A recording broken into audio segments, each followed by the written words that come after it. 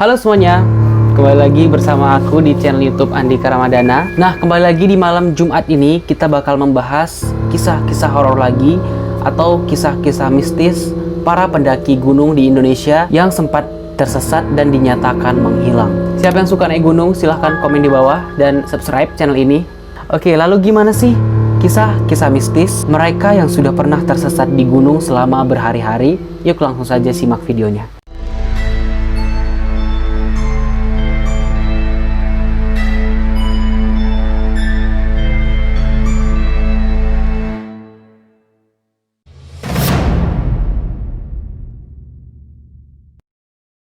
Wow, kejadian ini terjadi pada tahun 2019 lalu. Ada seorang pendaki yang hilang selama 6 hari di Gunung Muro, Palangkaraya, Kalimantan Tengah. Saat hilang itu ia mengalami kejadian-kejadian aneh yang misterius. Ia adalah seorang pendaki gunung yang bernama Indra. FYI teman-teman, si Indra ini naik ke gunung sendirian tanpa ada teman dengan harapan nantinya dia bakal bisa sampai ke puncak lalu turun dalam waktu yang singkat. Dikabarkan kejadian ini bermula ketika ia ingin kembali turun ke bawah. Ketika saat itu dia sudah sampai di puncak Gunung Muro ini di tengah malam. Jadi karena memang dia sendiri, dia nggak memutuskan untuk ngecamp di sana, so dia kayak langsung pulang gitu kan, langsung turun. Singkat cerita, setelah berhasil menemukan jalur sungai, si Indra ini sempat mengabarkan kalau sinyal handphonenya masih ada gitu, dan saat itu sempat dia mengabarkan kepada adiknya. Tapi setelah di tengah pencarian jalan keluar, dia tiba-tiba kayak dengar suara lonceng gitu. Bukan lonceng sih, jatuhnya kayak suara besi dipukul gitu katanya. Yang kayak di kampung-kampung itu kan biasanya kan kalau misalkan ada acara atau ada apa kan biasanya dipukul tuh lonceng atau besi-besi. Nah, dia dengar suara seperti itu. Nah, mendengar suara ini langsunglah si Indra mikir kayak, oh mungkin di sana ada kampung gitu kan. Jadi langsunglah ia menelusuri suara itu di malam itu juga. Dia berharap nantinya bakal menemui sebuah pemukiman penduduk gitu, untuk mungkin minta tolong untuk menginap di sana atau minta ditunjukkan jalan untuk keluar gitu kan. Tapi karena suara lonceng itu berulang-ulang, si Indra ini sempat mikir atau jangan-jangan di sana ada sebuah pabrik gitu. Karena memang di bawah gunung itu kebetulan ada sebuah pabrik di sana. Nah, dia ikutilah tuh suara lonceng itu. Kadang terdengar jelas, kadang terdengar jauh, kadang dekat gitu-gitulah. Semacam hilang timbul gitulah pokoknya. Nah, setelah lama mengikuti suara itu, sekian lama dia mengikutinya, dia mulai sadar suara itu kayak hilang timbul. Kadang ada, kadang enggak. Kadang ada, kadang enggak gitu. Kadang suaranya keras, kadang benar-benar susah untuk didengar gitu.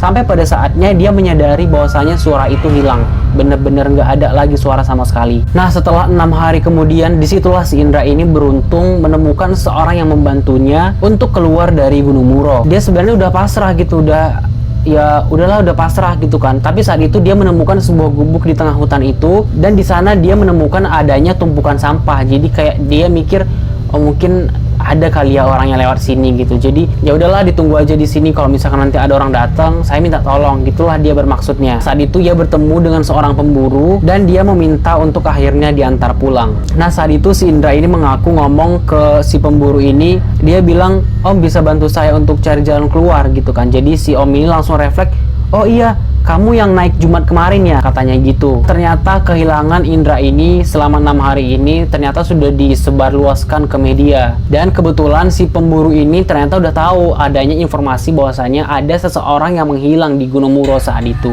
Nah, jadi ternyata si Indra ini selama 6 hari sudah hilang di gunung, dan dia udah dicari-cari loh gitu sama orang selama berhari-hari juga gitu. Dia sudah dinyatakan hilang saat itu. Beruntung sih masih bertahan 6 hari. Kalau misalkan nggak pintar-pintar nih dalam bertahan hidup, apalagi khususnya di tengah-tengah hutan, di pegunungan seperti itu, susah sih kayaknya. Tapi ngomong-ngomong soal lonceng yang ia dengar itu, apakah benar-benar lonceng atau silahkan komen di bawah.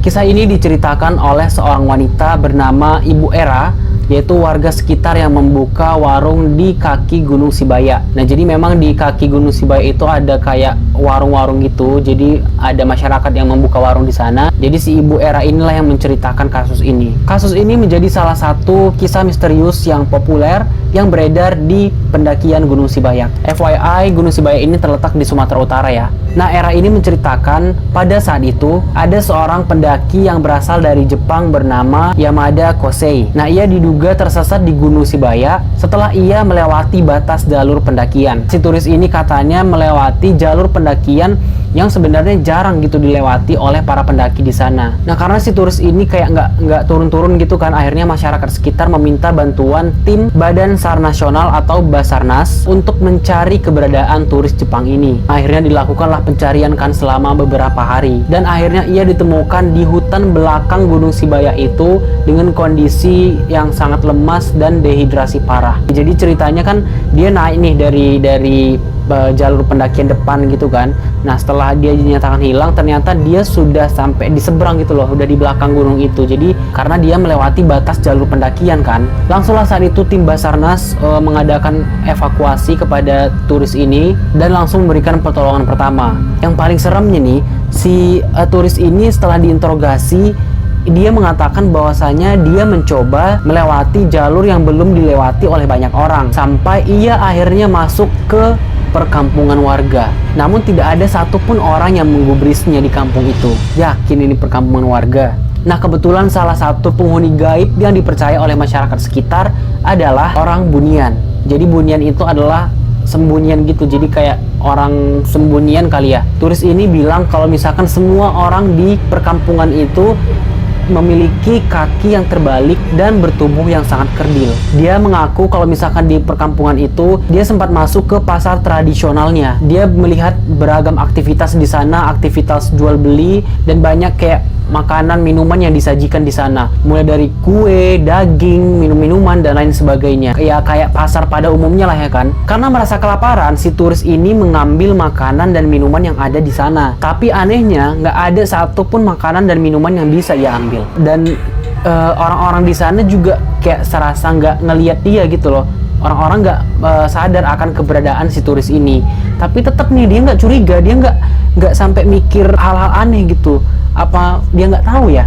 Menjelang malam hari dia juga melihat pesta rakyat di perkampungan tersebut. Banyak warga yang menikmati hiburan malam hingga menyalakan api unggun saat itu. Terlihat aneh sih sebenarnya, tapi si turis ini nggak sadar gitu, dia nggak seuzon gitu loh. Ia akhirnya terus berjalan mengikuti sungai di hutan itu, mengikuti aliran sungai. Nah, jadi di sanalah dia ditemukan oleh Basarnas dalam keadaan pingsan, kelaparan, dan dehidrasi. Nah, berdasarkan kepercayaan masyarakat, untung saja turis itu nggak memakan makanan dari makhluk Bunian itu, karena dipercaya oleh masyarakat di sana kalau misalkan dia sempat memakan makanan ataupun minuman yang ada di sana, dia nggak bakal bisa kembali lagi. Tapi aneh sih, kenapa sih turis ini nggak pakai tour guide gitu kan? Karena kan biasanya turis kalau misalkan datang ke suatu tempat wisata atau ke negara lain itu kan biasanya dipandu oleh tour guide gitu loh kan. Nah, nggak hanya sosok orang Bunian yang ada di sana, dari cerita para pendaki Gunung Shibaya, banyak juga yang mengaku melihat penampakan wanita yang berbaju putih. Bahkan kerap kali pendaki-pendaki gunung yang ada di sana, khususnya si wanita, kayak sering gitu mengalami kerasukan. Biasanya yang sering kesurupan itu pasangan kekasih.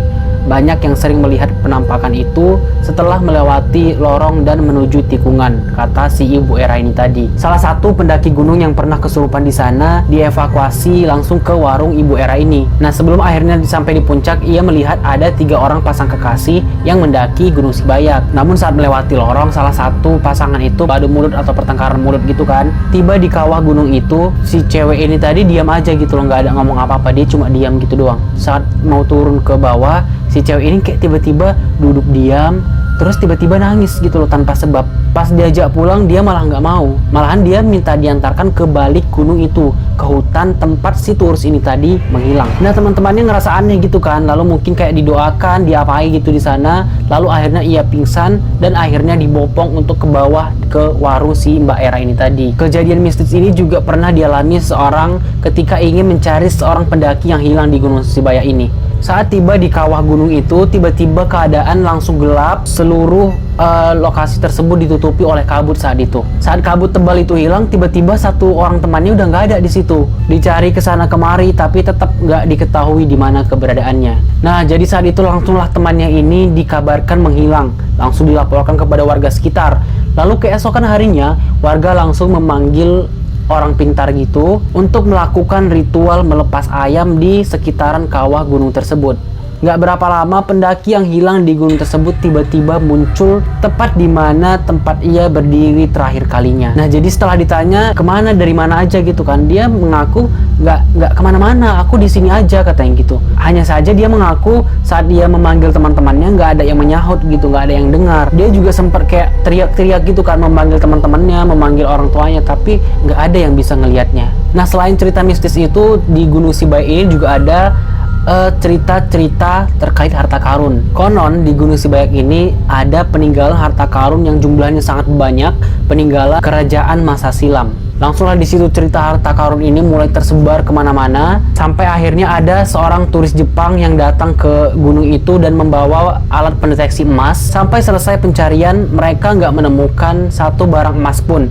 Kita juga nggak tahu dan nggak pernah dengar ada pendaki atau warga yang menemukan emas di atas sana, kata si Mbak Era ini tadi. Menurut cerita sesepuh, desa di sekitar Gunung Sibayak ini dulunya dihuni oleh seorang raja yang sangat kaya raya. Namun napak tilasnya tidak ditemukan sama sekali dan hanya menjadi cerita dongeng di kalangan masyarakat setempat. Kisah ini terjadi pada tahun 2017. Seseorang pendaki yang bernama Yusuf Iskandar berusia 40 tahun akhirnya bisa bernafas lega setelah sempat tersesat di area Taman Nasional Gunung Gede, Pangrango, Sukabumi, Jawa Barat. Guru bahasa Inggris di SMA Al Furqon ini telah kembali ke keluarganya bersama dengan adik-adiknya di kampung halaman setelah ia sempat dinyatakan menghilang. Selain mendapatkan kelelahan fisik, ia juga mengaku mendapatkan pengalaman-pengalaman mistis selama ia dinyatakan hilang dan tersesat di gunung itu, yang katanya nggak bakal dilupakan seumur hidupnya. Nah, hari pertama Bapak Yusuf ini dinyatakan menghilang, langsung warga di sana beserta rekan-rekannya melakukan pencarian ke lokasi terakhir Bapak Yusuf ini berada. Nah, saat itu sebenarnya dia mengaku mendengar gitu teriakan-teriakan orang yang sedang mencarinya. Tapi entah kenapa Bapak Yusuf ini mengalami kesulitan untuk berteriak gitu. Dia mengalami kesulitan saat ingin menyahut orang-orang yang mencoba mencarinya saat itu. Tidak hanya malam itu, tapi juga sore menjelang petang, pengalaman itu saya alami. Hari pertama, suara saya mendadak kecil. Dari jauh, saya mendengar orang-orang memanggil nama saya. Tapi ketika saya menjawab, entah kenapa teriakan suara saya kecil dan susah untuk keluar. Nah, berbagai suara lain seolah menutup suara si Bapak Yusuf ini. Ia mendengar suara mirip kayak taburan pasir gitu yang benar-benar kencang suaranya, sehingga suaranya tertutupi gitu seolah-olah. Nah, ketika petang pertama, dia mengakui melihat sebuah sosok yang besar, tinggi, yang menatap dan mengikutinya dari belakang. Seluruh badannya berwarna putih, tapi wajahnya nggak jelas. Pak Yusuf ini sempat kayak nggak percaya gitu sampai menggosok-gosok matanya, tapi tetap dia melihat makhluk itu gitu. Sampai saat itu dia berdoa supaya makhluk itu bisa hilang. Dia juga melihat cahaya-cahaya misterius yang kerap menghalangi penglihatannya ketika hendak pulang saat itu. Cahaya itu seolah menyilaukan jalanan curam dan bersemak yang saya tapaki. Tapi saya kembali membaca doa-doa sampai cahaya itu mendadak mengecil hingga seperti kunang-kunang. Tapi anehnya katanya cahaya itu bukan yang kayak menerangi jalan gitu loh. Dia cahayanya seolah-olah menyenteri matanya gitu. Jadi dia kehilangan arah pandang ketika ia menerobos jalan saat itu di sana. Nah, Pak Yusuf ini bermalam di area Curug Cihulang karena hujan sempat mengguyur malam itu katanya. Lalu dia berlindung di balik jaketnya. Nah, akhirnya si bapak ini bisa ditemukan di hari ketiga, hari yang menurutnya dimana tiba-tiba energinya pulih kembali. Ketika tim SAR dan masyarakat di sana meneriakkan dan memanggil-manggil namanya, ia tiba-tiba bisa menjawab panggilan tersebut dengan lantang. Suara saya kembali. Teriakan saya mendadak lantang sampai akhirnya saya bisa ditemukan di pinggiran sungai oleh para pencari. Saya sudah pasrah aja, tapi alhamdulillah Allah masih memberi kesempatan kepada saya untuk bisa berkumpul dengan keluarga. Saya ucapkan terima kasih banyak kepada semua pihak yang sudah mencari dan menemukan saya. Ini ceritanya mirip dengan beberapa cerita yang udah aku baca sih, kayak kalau misalkan kita di hutan, di gunung, atau di tempat-tempat yang memang masih jarang dihuni oleh manusia gitu, kalau misalkan ada orang yang teriak gitu kan, kalau misalkan tersesat, tiba-tiba dia teriak seolah-olah suaranya itu nggak ada gitu, tertutup oleh suara-suara lain, sehingga tim rombongan kita nggak dengar kalau misalkan kita berteriak. Katanya seperti itu. Aku sering baca-baca cerita-cerita yang mirip seperti ini. Menurut teman-teman gimana? Udah pernah ngalamin atau sering juga mendengar kisah yang serupa? Silahkan komen di bawah.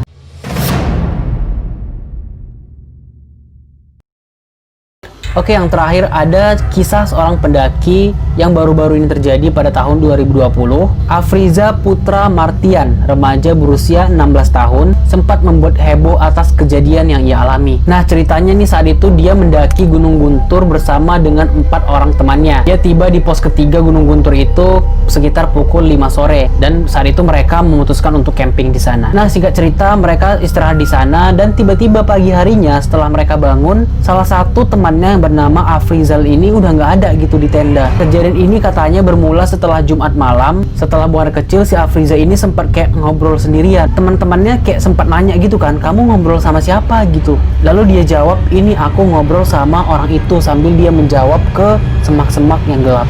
Nah, setelah si Afrizal ini nggak ada di tenda, teman-temannya ini langsung nyadar nih kalau misalkan kayaknya dia hilang deh gitu kan. Langsunglah mereka mencari temannya ini dari pagi itu sampai siang kan. Namun sayangnya sampai jam 1 siang mereka belum menemukan temannya ini. Jadi mereka coba untuk turun ke bawah lalu melaporkan kepada masyarakat terkait kejadian itu. Langsunglah saat itu juga dilakukan pencarian yang dipimpin oleh Basarnas dan Kantor SAR Bandung. Setelah lama dicari, akhirnya si Afrizal ini ditemukan oleh seorang tukang parkir bernama Entis Sutisna berusia 61 tahun, tak jauh dari kawasan pos 3 Gunung Guntur, tepatnya di sekitaran mata air Citiis. Afrizal ditemukan tanpa pakaian dan tergeletak di sebuah batu besar. Nah, saat ditemukan Afrizal ini dalam kondisi yang sangat lemas, tatapan matanya kosong, lalu ada beberapa luka dan bekas goresan di bagian-bagian tubuhnya. Lalu akhirnya si bapak tukang parkir ini langsung membawanya ke pos untuk kemudian diselamatkan. Nah, ayahnya Afrizal ini sempat berpesan kepada seluruh para pendaki, khususnya pemula, agar nggak sembarangan saat tengah mendaki. Pendaki harus bisa ramah dan berdamping dengan alam. Untuk mendaki nggak cukup hanya berbekal mie instan dan air mineral saja, tapi harus punya mental dan keimanan yang bagus. Di sana kita harus ramah, ada alam yang harus dijaga, karena kita hidup di dunia bukan hanya manusia saja, katanya. Oke teman-teman, itu dia beberapa kisah-kisah pendaki gunung di Indonesia yang sempat dinyatakan menghilang lalu akhirnya ditemukan kembali. Apa kira-kira pesan yang disampaikan di video ini? Semoga teman-teman bisa mengambilnya dengan baik dan menjadi pelajaran bagi kita semua. Itu saja mungkin video kita kali ini. Silahkan like video ini dan share ke teman-teman kalian supaya semua orang tahu, dan jangan lupa komen di bawah untuk rekomendasi video selanjutnya, serta subscribe channel ini. Subscribe ya, untuk menuju 1000 subscriber supaya nanti tetap mendapatkan video-video menarik dan mistis lainnya. Oke, terima kasih.